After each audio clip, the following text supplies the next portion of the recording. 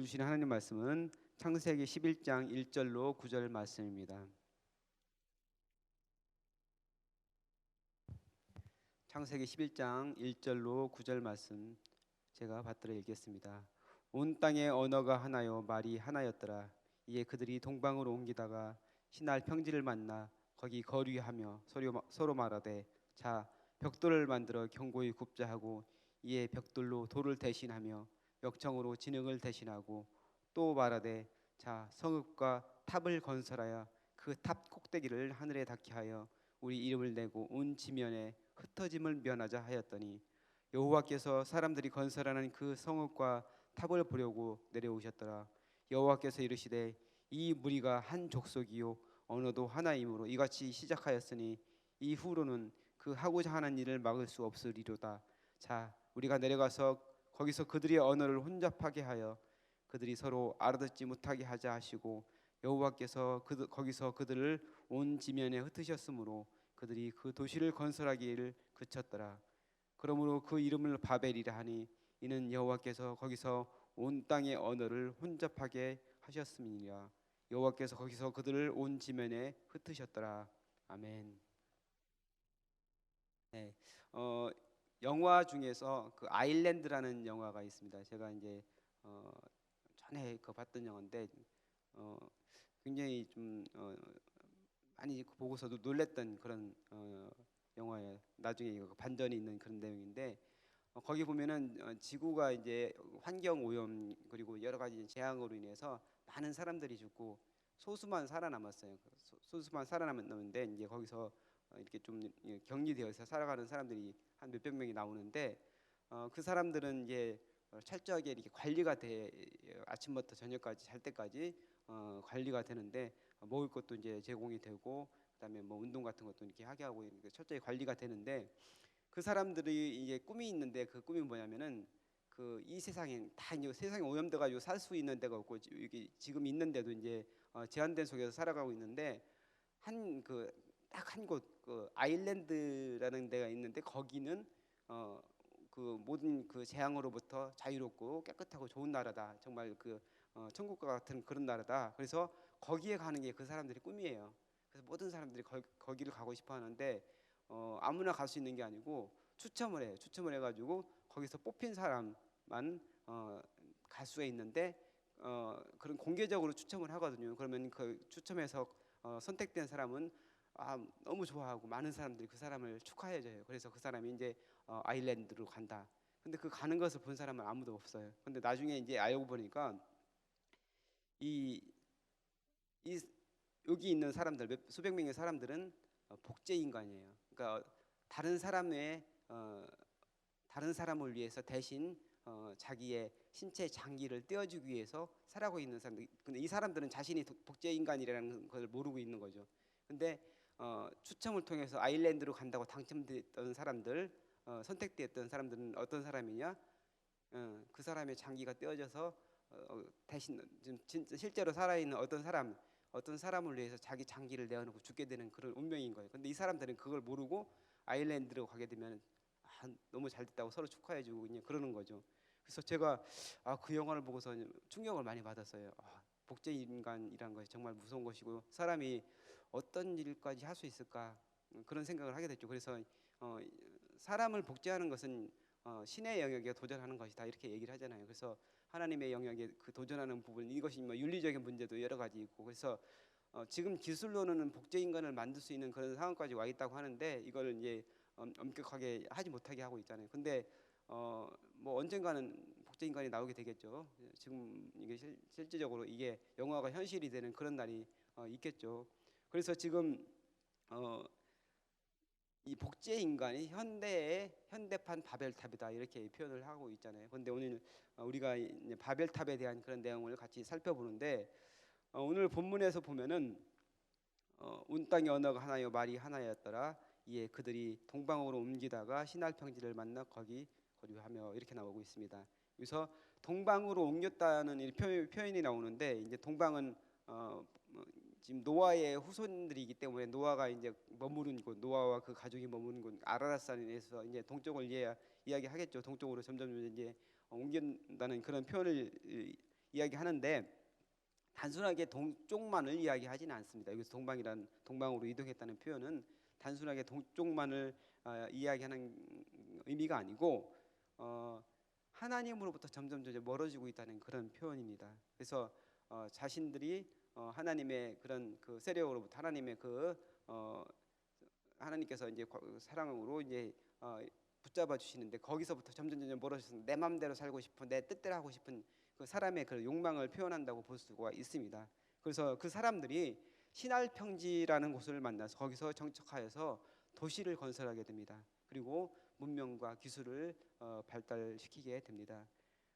하나님께서는 처음에 사람을 지으시고 명령하신 것, 그리고 홍수 이후에 명령하신 것이 똑같은 명령인데 생육하고 번성하여 온 땅에 충만하라 이렇게 말씀을 하셨습니다.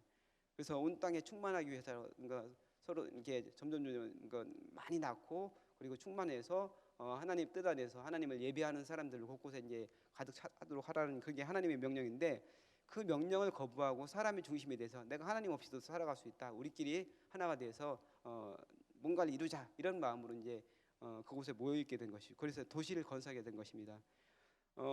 이 사람들은 화려해 보이는 그 도시를 건설하고 그 제국을 건설했습니다. 하지만 결과적으로는 죄로 가득한 그런 인간성이 적나라하게 드러나는 그런 모습을 보이게 됩니다.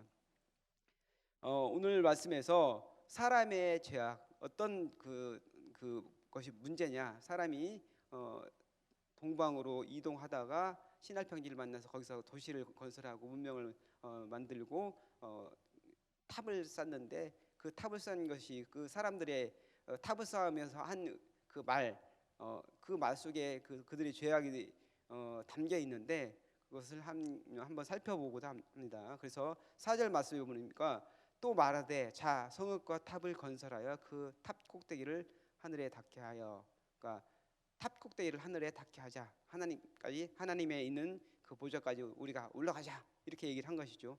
하나님에 대한 그 도전을 이야기하는 것이에요.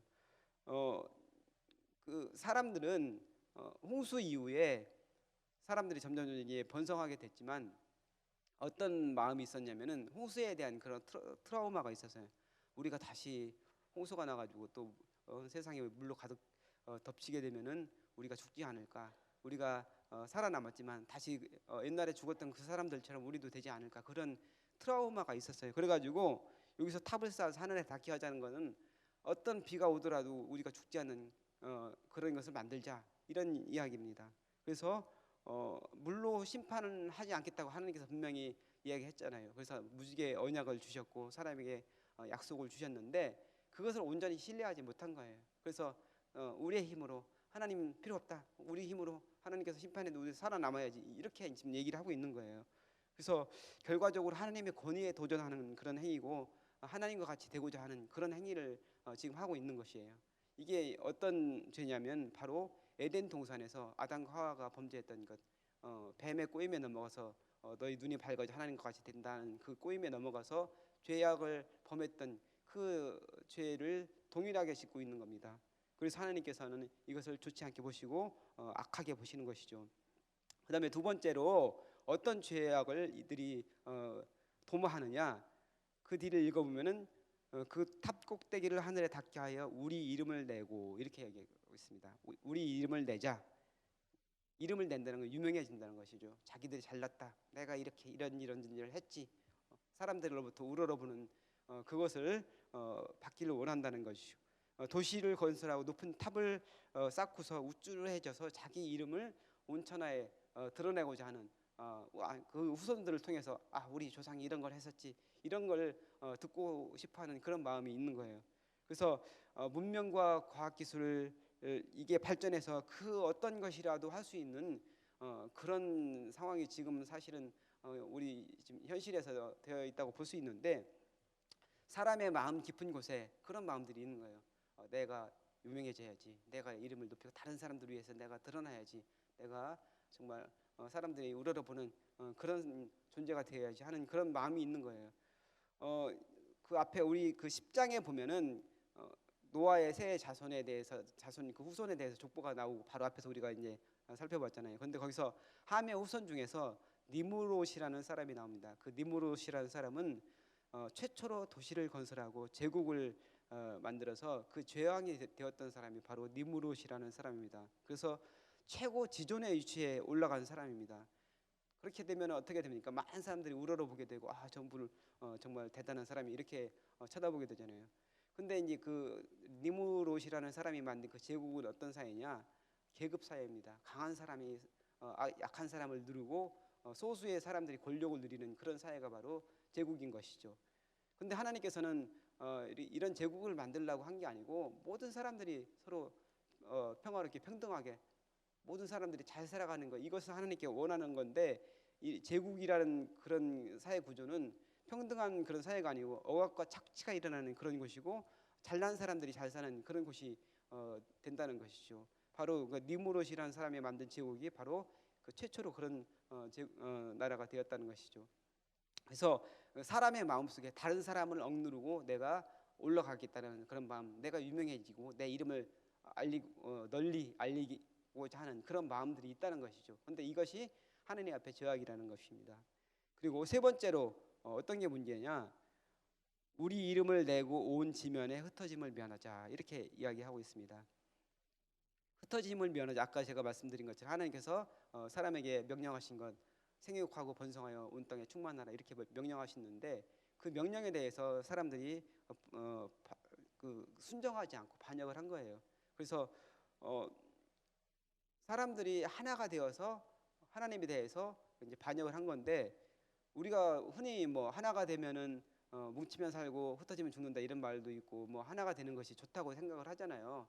근데 중요한 거는 뭐냐면 하나 되는 게 뭐 나쁜 건 아닌데 어떤 하나 되느냐, 이게 문제입니다. 그러니까 하나 되어 가지고 어떤 일을 하느냐, 어떤 의도를 가지고 하나가 되느냐, 이것이 중요한 것이죠. 하나님 안에서 정말 성령 안에서 하나 되는 것이 아니고 인간의 욕심으로 어떤 일을 하고자 이렇게 하나 되는 것은 아주 좋지 않다는 것입니다. 우리도 주위에서 보면은 흔히 그 집단 행동을 하는 경우들을 많이 볼 수 있잖아요. 뭐 강남이나 이런데 뭐 어디 뭐 집값이 많이 비싼 그 지역에 뭐 임대 아파트가 들어서면 집값 떨어진다고 뭐 그 단체 행동을 해서 못 들어오게 하고, 이런 걸 우리 뉴스를 통해서 많이 보고 있잖아요. 그다음에 뭐 의사들이 하나 그 단체 행동을 해서 어떤 일을 관철해서 못하게 한다든지 이런 것들. 그러니까 약한 사람들, 힘이 없고 약하고 어떤 가진 것이 없는 사람들이 같이 모여가지고 뭐 데모를 한다든지 어떤 자기들 할 수 있는 것을 의견을 전달하기 위해서 이렇게 하는 거는 그건 정당한 거고 그렇게밖에 할 수 없는 상황이죠. 근데 이제 가진 것이 많고 정말 내가 할 수 있는 힘 있는 사람들이 이렇게 집단 행동을 해서 다른 것을 일을 추진하지 못하도록 방해한다든지 이런 것들은 잘못된 거잖아요. 근데 사람의 마음속에 이렇게 악한 의도를 가지고 하나가 되고자 하는 그런 마음들이 있다는 겁니다. 그래서 욕심으로 자기의 이익에 조금이라도 손해가 되면 그것을 손해 보지 않기 위해서 집단 행동을 하는 것, 이것이 나쁜 것인데 바로 이런 하나됨은 하나님 앞에서 죄악이라는 것이죠. 그래서 바벨탑을 쌓은 사람들, 그 의도 자체가 선한 것이 아니고 하나님에 대한 권위에 도전하는 것이고 그들이 잘못된 것이다. 여기에 대해서 하나님께서 이것을 죄악으로 말씀하고 있습니다. 그래서 결과적으로 하나님께서는 사람들이 바벨탑을 쌓고 있는데 그것을 보려고 내려오셨어요. 근데 사람들이 아무리 탑을 쌓고 아무리 기술이 뛰어난다고 하더라도 그 탑을 하늘에까지 닿게 할 수 있습니까? 그건 안 되는 것이잖아요. 하나님이 보시기엔 아주 정말 말도 안 되는 거고 정말 어린애 장난 같은 그런 거예요. 그래서 하나님께서 그것을 보려고 세상에 내려오신 겁니다. 그래서 사람이 가장 행복하고 참된 복을 얻는 거는 사람의 한계를 인정하는 거예요. 내가 할 수 있는 거, 내가 할 수 있는 그 범위, 바운더리를 알고 그 안에서 행할 때 가장 행복할 수 있는 것입니다. 그래서 하나님을 두려워하고 하나님을 예배하고 하나님께서 주신 그 범위 안에서 우리가 살아갈 때 그것이 진정한 복을 누릴 수 있는 것을 우리는 기억해야 됩니다.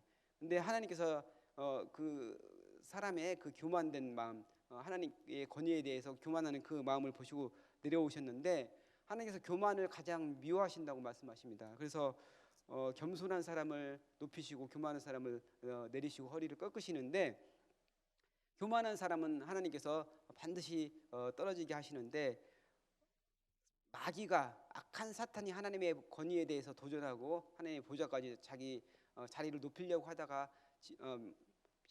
밑바닥까지 떨어지는 게 바로 사탄이잖아요. 그래서 이사야 14장 12절에서 15절 말씀에 보면 이렇게 나옵니다. 너 아침의 아들 계명성이 어찌 그리 하늘에서 떨어졌으며 너 열국을 엎은 자여 어찌 그리 땅에 찍혔는고 내가 내 마음에 이르기를 내가 하늘에 올라 하나님의 뭇별 위에 내 자리를 높이리라. 내가 북극 지폐의 산 위에 앉으리라. 가장 높은 구름에 올라가 지극히 높은 자와 같아지리라 하는도다. 그러나 이제 내가 수올 곧 구덩이 맨 밑으로 떨어짐을 당하리로다. 이렇게 그 사탄의 운명에 대해서 사탄이 하나님에 대해서 거역하고 하나님의 권위에 도전했다가 떨어졌던 것을 성경은 기록하고 있습니다. 그래서 하나님 앞에 도전하는 것, 그러니까 교만한 마음을 가진 것을 하나님께서는 가장 싫어하신다고 말씀하고 있습니다. 그래서 그 교만을 물리치기 위해서 하나님께서 내려오신 것입니다. 어떻게 하셨느냐? 사람들이 언어가 하나하고 같은 노아의 후손이고 같은 언어를 쓰기 때문에 사람이 생각하고 사람이 도모하는 것이 악하다. 그렇기 때문에 하나님께서 언어를 흩으셨습니다. 그래서 서로 의사소통이 단절된 상태가 되게 되었습니다. 그래서 서로 의사소통이 안 돼서 어떤 일을 같이 하려고 하는데 서로 말이 안 통하니까 할 수가 없잖아요. 그래서 거기서 흩어져 버렸고 그 이름을 바벨이라 했다. 이렇게 얘기하고 있습니다. 그래서 그 바벨이라는 그 언어, 바벨이라는 그 언어가 의미하는 것은 혼란이라는 그런 의미를 가지고 있어요. 그래서 고대 이제 근동에서 바벨이라는 언어가 뭐 신의 문이라는 그런 의미를 가지고 있다는데 두 가지 그 뜻으로 이제 해석할 수 있는데 사람이 생각하기에는 바벨을 건설해서 하나님의 문까지 내가 가자 했는데 결국은 그것이 혼란으로 끝나게 됐잖아요. 그래서 사람들이 흩어지게 됐는데 이것이 사람이 도모하는 일의 결과라고 볼 수 있습니다. 여기서 하나님께서 강제로 흩어지게 했다. 여기서 흩어짐이라는 그런 언어를 의미하는 푸츠라는 말은 어떤 그릇이 바닥에 떨어져서 산산이 깨져서 흩어져 버린 것, 이걸 얘기합니다. 그래서 사람이 완전히 흩어지게 되었다는 것이 언어가 달라지면서 그래서 서로 어떤 악한 일을 도모하지 못하는 상태, 하나님에 의해서 강제로 흩어지게 된 것이죠. 생육하고 번성하여 온 땅에 충만하라는 그 말씀에 대해서 거역하고 사람이 악한 의도를 가지고 서로 모였는데 그것을 하나님께서 강제로 흩으셨다는 것이죠. 그래서 하나 되는 것이 나쁜 것은 아닌데 악한 의도를 가지고 하나 되어서 서로 이게 온 땅에 충만한 것을 거역하는 인간에 대한 하나님의 징계가 바로 언어를 다르게 했다는 것입니다. 근데 이 언어가 다시 하나가 되는 사건이 성경에 나옵니다.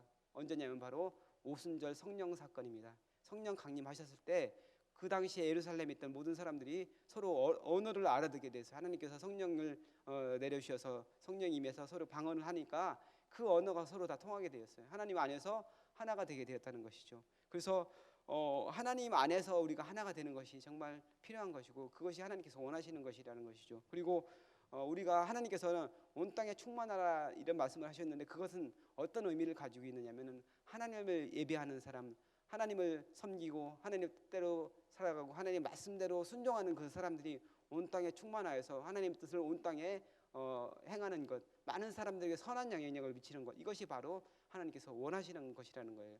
그러니까 사람이 죄를 범하면서 강제로 흩어지게 됐는데 그것이 아니고 사람들 하나님을 잘 섬기고 하나님 뜻대로 순종하는 사람이 온 땅에 퍼져서 하나님의 선한 영향력을 퍼치는 것이 하나님께서 우리에게 원하시는 것이라는 사실을 여러분 기억하시기 바랍니다. 그래서 오늘 여러분 한 사람 한 사람이 말씀에 순종하고 주님 뜻대로 살아가며 주님을 예배하는 사람으로서 오늘도 맡은 자리에서 하나님의 영향력을 선한 영향력을 나타내는 그런 사람이 되기를 주님의 이름으로 축복합니다. 기도하겠습니다. 살아계신 아버지 하나님, 하나님을 떠나 스스로 높아지려 했던 사람들의 모습을 같이 살펴보았습니다.